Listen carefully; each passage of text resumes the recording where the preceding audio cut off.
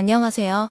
가장 빠른 복지 뉴스 YTN입니다. 오늘은 지난 5월 17일 새롭게 활동을 시작한 제2기 국회 연금개혁특별위원회가 성공하기 위해 반드시 해결해야 될 과제 4가지를 아주 쉽게 설명해 드리겠습니다. 실은 작년 10월 첫 회의를 시작으로 약 6개월간의 국회 연금개혁특별위원회의 활동은 여야를 떠나 실망 그 자체였습니다. 연금특별위원회에 참여한 정당과 국회의원들은 공적연금에 대한 구체적 방안을 내놓지 못한 채 서로의 정치적 유불리만을 계산하느라 정신이 없었기 때문이죠. 연금개혁 초안을 만들기 위해 산하의 전문가들로 구성된 민간자문위원회를 두었지만 무기력하기는 마찬가지였습니다. 이런 답답한 상황 속에서 민간자문위원회가 연금개혁 특별위원회에 제출한 보고서는 구체적인 내용이 없는 냉탕 자료였고 오히려 연금개혁에 대한 국민적 불신만을 키운 꼴이 되고 말았습니다. 따라서 10월까지 활동기한을 연장한 연금개혁 특별위원회의 이번 활동은 달라져야 합니다.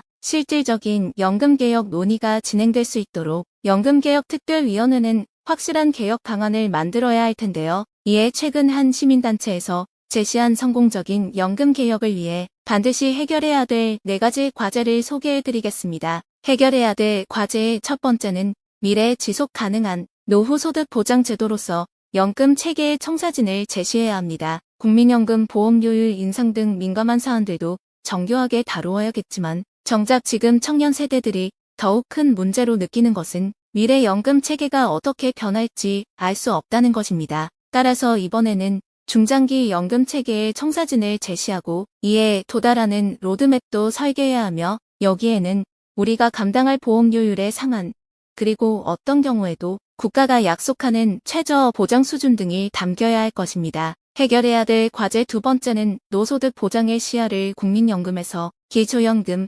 퇴직연금까지 포함한 연금 체계로 확대해야 합니다. 공적연금 본연의 목표는 적정 노후 소득 보장입니다. 하지만 이미 기초연금, 국민연금, 퇴직연금 등의 무연금 3총사가 존재하고 있습니다. 지금까지 노후 소득 보장 논의는 국민연금에 한정되어 진행되는 경향이 강했고 이런 과정 속에서 국민연금 소득 대체율이라는 주제가 무리하게 부각되어 지속 가능성과 충돌하게 되고 보장성 강화, 재정 안정화라는 양자택일의 비생산적 구도에 빠지게 된 것입니다. 따라서 이번 연금개혁특별위원회 2기는 다중연금 체계에서 계층별 적정급여를 도모하는 새로운 노후소득 보장 방안을 만들어야 할 것입니다. 해결해야 될 세 번째 과제는 여성 프리랜서, 영세 자영업자 등 연금 약자를 집중 지원해야 합니다. 현재 공적연금이라고 해서 모두에게 공평한 것은 아닙니다. 특히 여성 불안정 취업자 등 국민연금 가입기간이 짧은 사람들은 상대적으로 국민연금 혜택 바깥에 놓여있는 상황인데요. 노동시장에서의 격차와 차별을 더하여 국민연금에도 불리한 상황에 놓이게 되는 것입니다.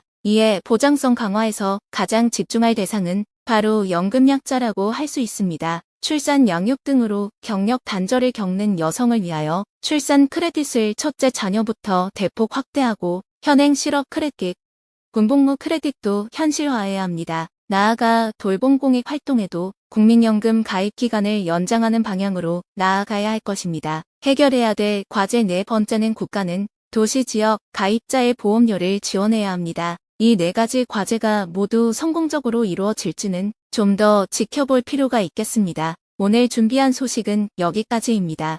저희는 다음에도 유익한 영상으로 찾아뵙겠습니다. 구독과 좋아요, 알림과 공유는 콘텐츠 제작을 지원하는 큰 힘이 됩니다. 감사합니다.